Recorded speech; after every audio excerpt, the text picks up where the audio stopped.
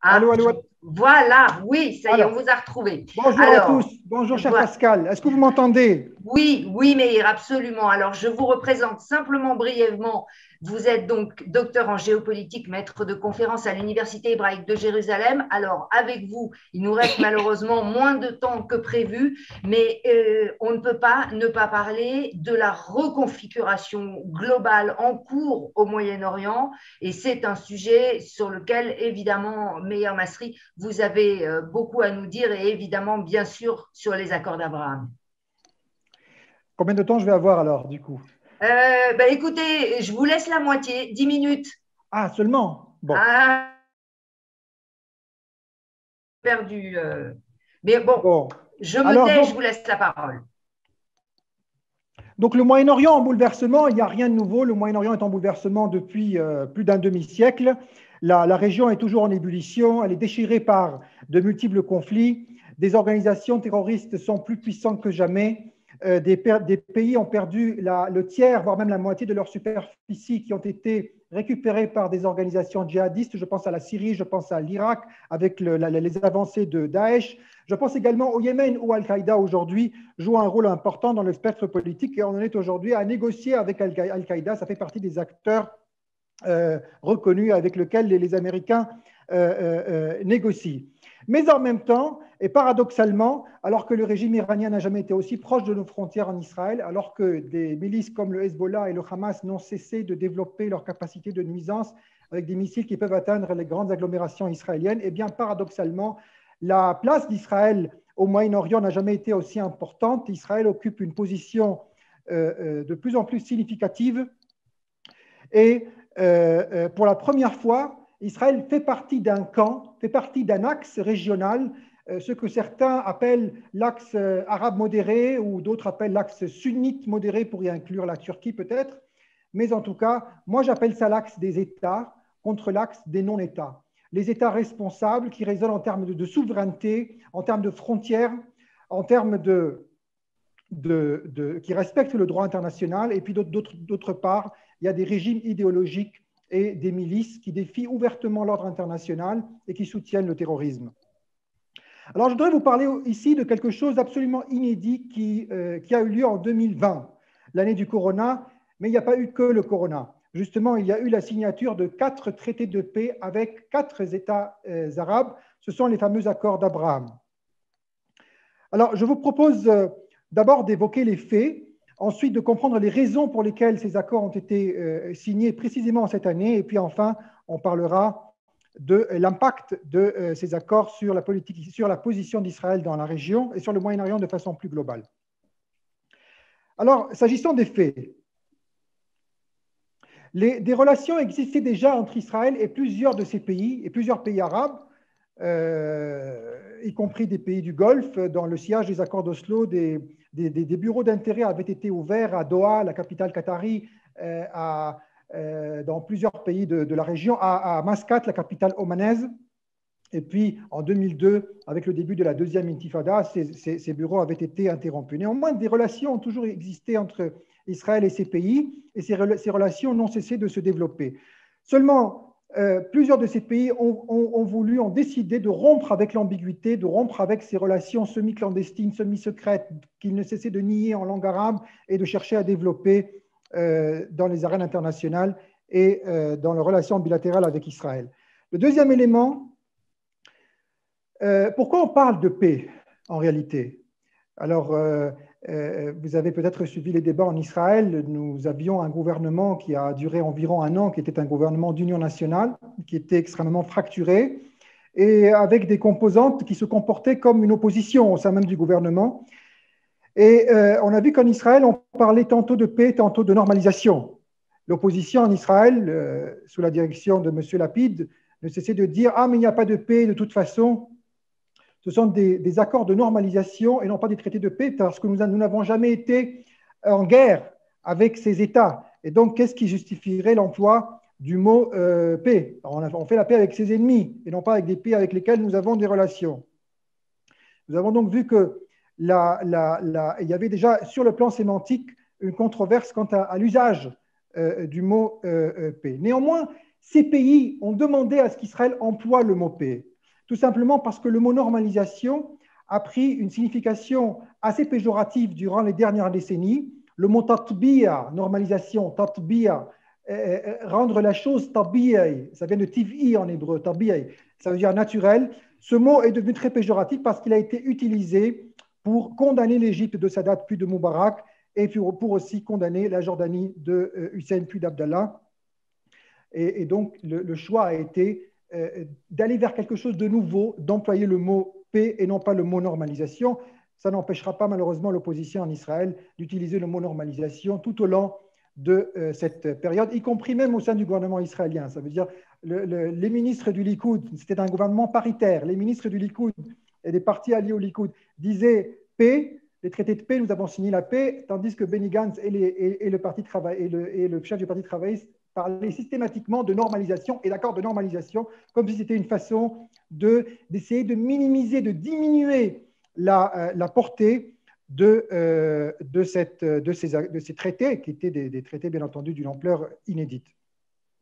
Le troisième élément, c'est qu'il s'agit d'une vraie paix. Ça n'a rien à voir avec tout ce que nous avons connu par le passé. Ça n'a rien à voir avec les accords de paix avec l'Égypte ou avec la Jordanie, où c'était des accords qui avaient été signés avec des régimes, d'ailleurs, qui avaient besoin d'accorder, de signer sur ces accords avec Israël, de donner quelque chose à Israël, une normalisation pour pouvoir récupérer des territoires ou un quota d'eau, comme c'était le cas pour la Jordanie. Eh bien là, la situation n'a rien à voir. C'est une paix qui est entre les peuples, entre les sociétés civiles.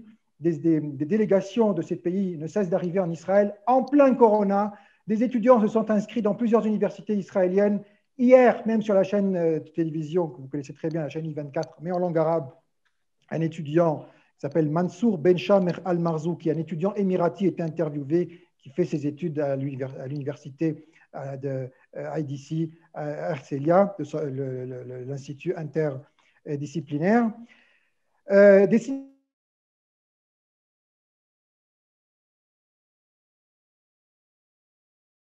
Que des touristes voudront venir et auront besoin d'un lieu de culte, des rayons cachers ont été observés dans plusieurs grands supermarchés de Dubaï, d'Abu Dhabi, et tout cela a été relaté sur la page Facebook du ministère des Affaires étrangères d'Israël en langue arabe. Israël parle en arabe, Israël tatakallam bel arabia. Et puis enfin, quelque chose d'absolument incroyable, le lexique a changé dans les télévisions arabes.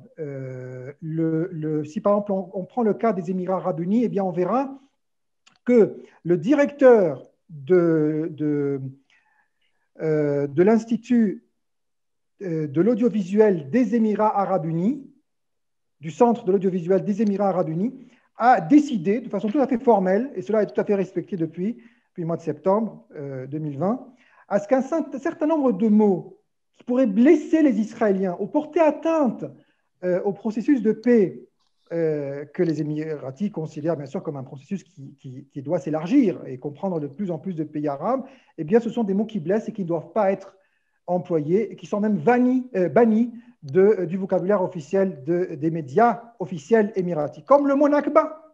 Le mot Nakba, vous savez qu'en Israël, dans le monde palestinien, mais aussi en Israël, certains célèbrent la Nakba. La Nakba, ça veut dire la catastrophe. Ils considèrent que l'indépendance de l'État d'Israël était une catastrophe et que donc cela doit être célébré tous les ans. En réalité, c'est la célébration de l'invasion du pays par 5 armées arabes dans le but de le détruire. Et on verra même qu'une partie de la gauche en Israël, y compris des députés travaillistes aujourd'hui dans l'actuel Parlement, considèrent qu'il faudrait fêter la Nakba aussi, célébrer la Nakba avec Yom HaAtzmaut, pour prendre en compte le narratif d'une composante du pays. Cela semble pour eux tout à fait normal. Une députée du Parti travailliste m'a dit, et ce n'est pas la députée arabe Ibtissam Marnet, c'est une députée israélienne juive, m'a dit qu'il n'y a aucune contradiction, il n'y a aucun problème à ce que la Nakba soit célébrée au même titre que Yom HaAtzmaut, parce que de toute façon, ça ne tombe pas le même jour, puisque la Nakba, c'est le 15 mai, tandis que Yom HaAtzmaut, c'est selon le calendrier hébraïque, donc ça ne coïncide pas le même jour. Pour elle, il n'y a aucune contradiction. Pour les Émiratis, il y a là une contradiction flagrante. Il est absolument interdit d'employer le mot Nakba comme le mot Naksa pour désigner la défaite arabe dans la guerre des 6 jours, et bien d'autres mots qui sont couramment utilisés par les médias arabes et notamment dans le monde, au sein du monde palestinien et qui sont bannis sur les chaînes de télévision émiraties. Donc, tout ça, c'est pour vous dire que ça n'a absolument rien à voir avec tout ce que nous avons connu par le passé. C'est une paix qui est réelle. Et moi-même, c'est une preuve, et je ne suis pas le seul. Je suis souvent invité sur les chaînes émiraties, saoudiennes, émiraties, de l'ensemble des pays de la région, voire même au Maroc, parce que le processus s'est beaucoup élargi depuis, alors qu'aucune chaîne égyptienne, jordanienne ou palestinienne, et pourtant des traités de paix ont été signés avec ces deux pays et également avec l'autorité palestinienne, avec lesquels nous avons des relations normales, aucun Israélien ne peut être invité, donc ni moi ni aucun autre. Le quatrième élément, c'est que ce sont des États, les pays du Golfe et plus globalement les pays qui ont rejoint le processus, notamment le Maroc, ce sont des États qui sont structurellement pro-occidentaux. Leur sincérité n'est donc pas mise en cause, contrairement par exemple à l'Égypte de Sadat qui avait roqué au moment des accords de Camp David. Elle était dans le camp soviétique, elle a quitté l'Union soviétique pour rejoindre le camp américain et donc dans la foulée de cela, il y a eu la signature des accords de Camp David. Donc il y a eu un changement global. S'agissant de ces États dont on parle aujourd'hui, ce sont des pays avec lesquels il y a une continuité qui suivent une certaine ligne politique, notamment en politique étrangère, et qui sont parfaitement intégrés au sein du camp pro-occidental. Et puis enfin, un dernier point, c'est que ce qui compte, ce ne sont pas seulement ces traités qui ont été signés, parce que des traités, on en a signé dans le passé. Il y a eu un accord de normalisation avec la Mauritanie en 1999, qui va être supprimé quelques années plus tard, à l'issue d'un coup d'État mauritanien. Et il y a eu un traité de paix avec le Liban, le fameux le traité du 17 mai 1983, qui a été également ratifié, signé par Amin Gemayel, président du Liban, ratifié par le Parlement libanais, donc avec une large majorité, comprenant chrétiens, mais aussi des sunnites, naturellement. Et pourtant, ce traité a été annulé un an après par la force de l'occupant syrien. Il y avait aussi la paix avec l'Iran. Qui se souvient aujourd'hui que nous avions des relations normales avec la République, avec l'Iran avant 1979? Mais est-ce qu'il y a aujourd'hui un impact, un quelconque impact de ces traités? Eh bien, il n'y en a aucun. Ce qui est nouveau aujourd'hui, c'est que ce ne sont pas uniquement des relations bilatérales, mais qu'il y a une atmosphère générale, il y a un aspect collégial, il y a un soutien massif de la part de pays, même de pays qui n'ont pas encore franchi le pas, comme l'Arabie saoudite, comme le sultanat d'Oman, mais qui ne cessent de se rapprocher d'Israël jour après jour. L'Arabie saoudite a ouvert son espace aérien à l'aviation israélienne. Le sultanat d'Oman a invité le Premier ministre israélien Netanyahou il y a 2 ans et demi en visite d'État avec son épouse, en l'absence de relations diplomatiques officielles entre Jérusalem et Mascate. C'est un fait inédit en relations internationales. On a vu également des pays comme l'Irak, des députés en Irak, un ministre dans l'actuel gouvernement irakien qui a dit que l'Irak devrait suivre la tendance et également aller vers la paix avec Israël. Et puis, depuis la signature de ces traités de paix, moi-même, je suis invité pour la première fois, ainsi que d'autres Israéliens, sur des chaînes de télévision irakiennes en langue arabe et en langue kurde. Le Liban également, pays qui est pris en otage par le Hezbollah. Eh bien, on a vu des déclarations sortir de la présidence de la République, le président Michel Aoun qui a dit qu'il n'était pas exclu que le Liban également signe un jour un traité de paix avec Israël. Il a prononcé le mot Israël, il n'a pas dit l'entité sioniste. Et sa conseillère spéciale, sa fille, Chantal Aoun, dans une interview qui a été traduite par le site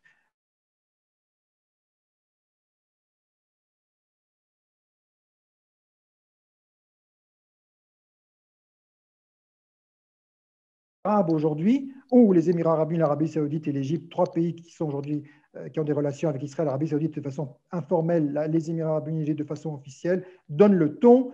La Ligue arabe a rejeté la demande de condamnation des Émirats arabes unis pour son traité de paix avec Israël.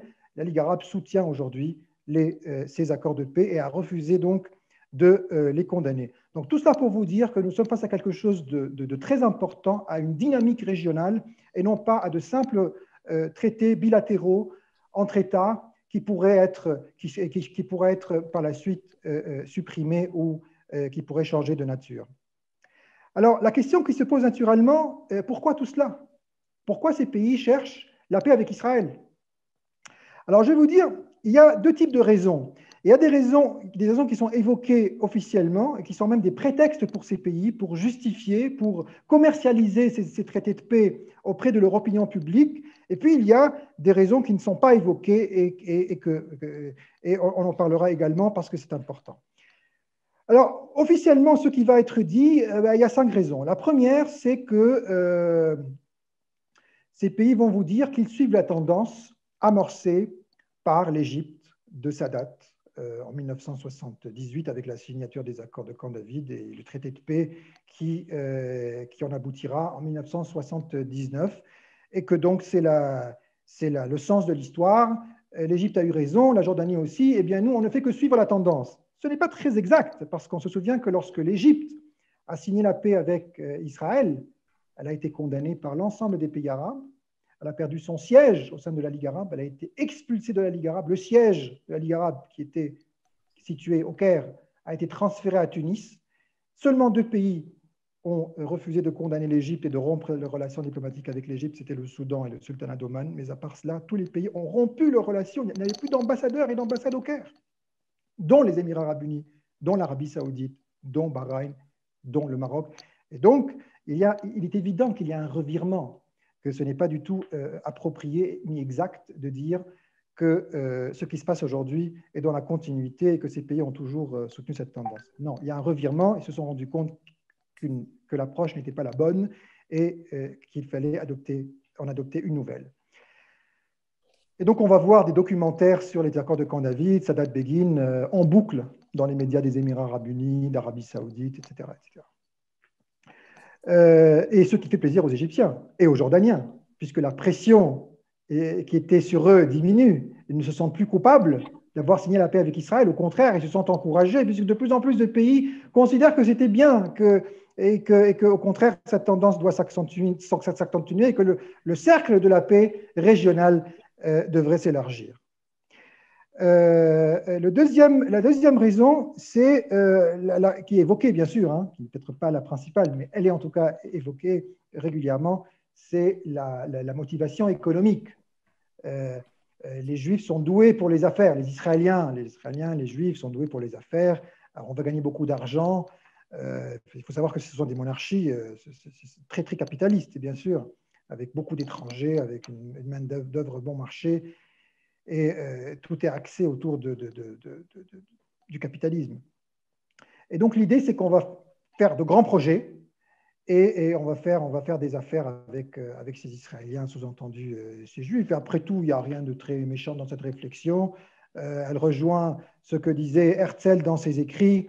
On se souvient tous d'Herzl qui écrivait dans son journal en 1897, les Arabes et les Kurdes nous aimeront. Et dans son Ait Neuland, le personnage idyllique Reshid Bey disait textuellement: les sionistes ont été pour nous une bénédiction, les Juifs nous ont enrichis, pourquoi leur en voudrions-nous?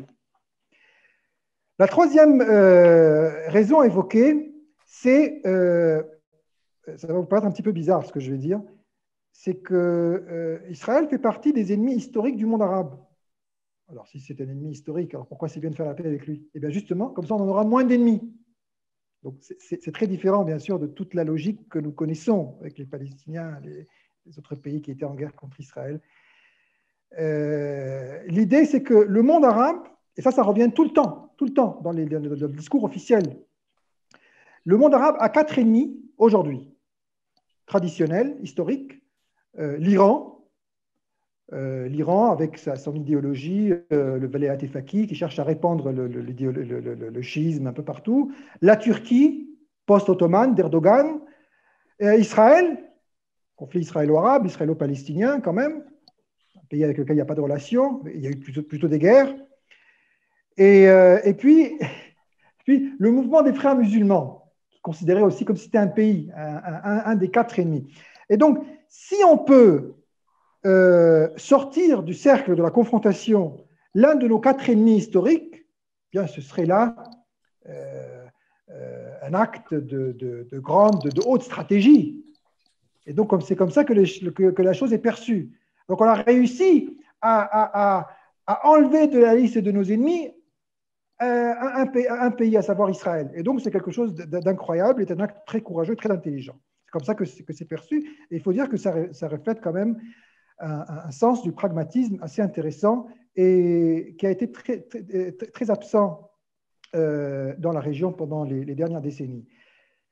Quatrième élément, l'idée que ces accords vont servir les Palestiniens et que grâce à ces accords, on va réussir à sauver les droits historiques du peuple palestinien, même si la direction palestinienne, ils le disent ouvertement, même des ministres, des responsables officiels le disent, les responsables palestiniens sont incapables de faire quoi que ce soit, ils sont gouvernés par une aristocratie révolutionnaire. Il ne faut pas oublier qu'il y a cette tendance toujours droite-gauche qui est très présente. Les monarchies du Golfe sont très à droite, capitalistes, conservatrices, n'aiment pas trop les changements, en tout cas pas les changements brusques, et ils sont très proches de l'Occident, tandis que les Palestiniens, ils sont plutôt proches du panarabisme dans sa version nassérienne, puis baassiste, sur toutes les tendances gauchisantes et plus ou moins révolutionnaires. Donc ça ne plaît pas beaucoup dans les pays du Golfe. De plus en plus de responsables ont pris la parole, notamment comme par exemple l'ambassadeur, l'emblématique ambassadeur saoudien à Washington, Bandar Ben Sultan. Encore une fois, Bandar Ben Sultan, vous tapez sur le site de l'Institut Memri et vous allez voir en anglais des traductions de ces différents entretiens où il ne cesse de révéler des secrets sur le fait que la direction palestinienne soit Arafat, encourageait le terrorisme ouvertement, qu'il refusait d'aller vers la paix, qu'à Camp David II, il y a eu une occasion historique qui n'a pas été saisie, que le roi d'Arabie Saoudite à l'époque a mis la pression sur Arafat pour signer et qu'Arafat n'a pas voulu. Tout cela est dit de façon ouvertement. Il faut dire que la parole a été libérée au cours des dernières années. Et bien sûr, cela ne plaît pas beaucoup aux Palestiniens. Et puis enfin, la dernière raison évoquée, et là aussi ça va vous sembler un petit peu étrange. Et après, je vais vous frustrer, Meir, parce que je vais vous demander aussi de conclure. Bon, alors, vous me connaissez. Non, laissez-moi 5 minutes quand même. Alors, donc, c'est qu'Israël est à droite et les Américains sont à droite aussi. C'était sous l'administration Trump. Et donc, c'est génial. Alors, c'est maintenant qu'il faut faire la paix parce que la paix, on l'a fait avec la droite. Les gens de gauche n'ont pas beaucoup de poids et ce n'est pas avec eux qu'on fait la paix. C'est comme ça qu'ils voyaient les choses. Et que donc, c'est avec Netanyahou et Trump qu'on va pouvoir signer quelque chose de solide et de concret. À cela s'ajoutent des raisons que moi je prends en considération, qui ne sont pas des raisons qui vont être utilisées par les médias officiels. Il faut dire qu'Israël est un pays qui est devenu vieux, très vieux. On a l'habitude de dire, parce qu'on emploie souvent une terminologie depuis longtemps qui n'a pas été réactualisée. On dit le jeune État hébreu, le jeune État juif. On est habitué, c'est la littérature sioniste. Mais Israël n'est plus jeune que cela. Israël n'est plus jeune que cela. Lorsqu'Israël a acquis son indépendance, je ne dirais pas a été créé, parce qu'Israël n'est pas un supermarché ou une laverie automatique qui aurait été créé. Israël a acquis son indépendance en 1948 dans le sillage des indépendances des différents pays de la région. Israël a acquis son indépendance. Lorsqu'Israël a acquis son indépendance, il y avait dans le monde moins de 50 États indépendants, membres des Nations Unies. Aujourd'hui, il y en a 200. Il y en a 199. Ça veut dire le nombre d'États s'est multiplié par 4. Autrement dit, les 3/4 des nations du globe, les 3/4 des États existants aujourd'hui sont plus jeunes qu'Israël. Israël fait partie du quart le plus vieux. Et donc, Israël est plus vieux que les 2/3 des pays de la Ligue arabe. Les Émirats arabes unis ont acquis leur indépendance en 1971, 2 années seulement avant la guerre de Kippour. Et donc, je veux dire, la légitimité d'Israël s'impose de façon tout à fait naturelle, ne serait-ce que de par la longévité de son existence. Le deuxième élément, c'est que le monde aujourd'hui est ouvert. Avec la démocratisation des moyens d'information et de communication, on ne peut plus aujourd'hui justifier cette propagande sur des pratiques juives qui n'existent pas, les accusations de crimes rituels ou certaines accusations dont est victime Israël depuis longtemps, son expansionnisme qui viserait de s'étendre du Nil jusqu'à l'Euphrate, comme l'indique son drapeau, les 2 lignes bleues qui figurent sur son drapeau. Ça, ce sont des mythes qui sont régulièrement véhiculés par les manuels scolaires arabes, par les médias arabes et qui sont aujourd'hui n'ont plus beaucoup de sens et personne n'y croit. L'idée que le conflit israélo-palestinien aussi a épuisé trop de ressources et de moyens, alors que c'est un territoire d'une taille très modeste, et le nombre de victimes de ce conflit est assez insignifiant comparé aux victimes des différentes guerres qui ont opposé le monde arabe à la Turquie ou à l'Iran, bien entendu, les guerres contre le djihadisme, etc., etc. Et puis enfin, parce que ce sont des États, ce ne sont pas des régimes idéologiques, mais ce sont des États qui résonnent en termes d'États. Je vous ai dit que le conflit qui déchire la région n'est pas entre sunnites et chiites, ni entre arabes et perses, ni entre pro-américains et anti-américains, mais entre les États et les non-États. Et d'ailleurs, parmi les États avec lesquels Israël a d'excellentes relations, les principaux alliés d'Israël dans la région, il y a l'Azerbaïdjan, qui est un pays dont l'islam est chiite, et d'ailleurs, en Azerbaïdjan, il y a une mosquée qui a été inaugurée en 2018 qui s'appelle la mosquée israélienne à Bakou, parce qu'elle a été financée par des fonds israéliens. Donc, il y a de véritables des relations solides avec plusieurs pays de la région, chiites, sunnites, arabes, non-arabes. Toutes ces terminologies n'ont pas beaucoup d'importance. Ce qui compte, c'est que ce sont des États qui résonnent en termes d'État, en termes de souveraineté, en termes d'indépendance, en termes de frontières, et d'autre part, des régimes idéologiques et des milices. Quel est l'impact, finalement, de tout ce processus sur la politique israélienne et sur la région de manière plus globale? Eh bien, tout simplement, de mon point de vue, il y a une contribution extrêmement claire à la stabilité dans la région, à la paix, parce qu'un tabou a été brisé et parce qu'il y a un aspect collégial dans tout ce qui a été signé du fait du soutien qu'a apporté la Ligue arabe et les principaux pays arabes, Arabie saoudite compris, des pays avec lesquels nous n'avons pas encore de relations sur ce processus. Et parce qu'aussi ce sont des pays, c'est un élément très important, où il y a beaucoup de travailleurs étrangers qui sont en grande partie des ressortissants des pays arabes. Lorsque je suis invité, par exemple, sur une chaîne émirati, le présentateur n'est pas émirati, il va être syrien. Mon m'appeler pour faire le test son, ça va être un Iranien immigré aux Émirats arabes unis ou à Bahreïn qui parle avec un accent perse. Donc, je veux dire, de façon tout à fait naturelle, il y a d'autres composantes du Moyen-Orient qui sont impliquées, et non pas seulement les Émirats arabes unis. D'ailleurs, aux Émirats arabes unis, 89% de la population est étrangère, sont des ressortissants étrangers. Seulement 11% des habitants des Émirats arabes unis sont des Émiratis. Ces accords ont un impact sur la relation israélo-palestinienne. On a vu, bien sûr, que ça a été quand même ça a empêché Israël de pouvoir étendre sa souveraineté sur les gros blocs, la vallée du Jourdain. Il y a quand même eu des limites. Et on voit aussi qu'il y a un rôle qui est de plus en plus important de ces monarchies du Golfe, même auprès de l'autorité palestinienne. Je dirais même que cet impact, on peut aussi le voir au sein de la société arabe en Israël, avec l'entrée d'un parti arabe, le parti Ra'am, sous la présidence de Mansour Abbas, qui a d'abord cherché à intégrer un gouvernement Netanyahou et puis après, qui s'est intégré dans une coalition différente. Mais en tout cas, on voit qu'il y a quelque chose qui est en train de bouger, que les Émiratis, les Bahreïnis, sont en train de faire des affaires ici en Israël. De plus en plus d'hommes d'affaires et des délégations arrivent tous les jours. Encore une fois, c'est le ministère des Affaires étrangères en langue arabe qui publie régulièrement des communiqués et qui interviewe ces personnes, et tout cela ouvertement. Et c'est absolument inédit. Alors, est-ce que le changement de majorité, je terminerai par là, est-ce que le changement de majorité aux États-Unis et en Israël peut entraver cette dynamique? Eh bien, moi, je pense que non. Le changement de majorité en Amérique et en Israël n'entravera pas du tout la dynamique parce qu'un processus inédit a été enclenché et il est en marche. Je vous remercie. Merci à vous, Meir, parce que en plus, vous concluez votre exposé aussi avec une vue optimiste et on en a effectivement besoin.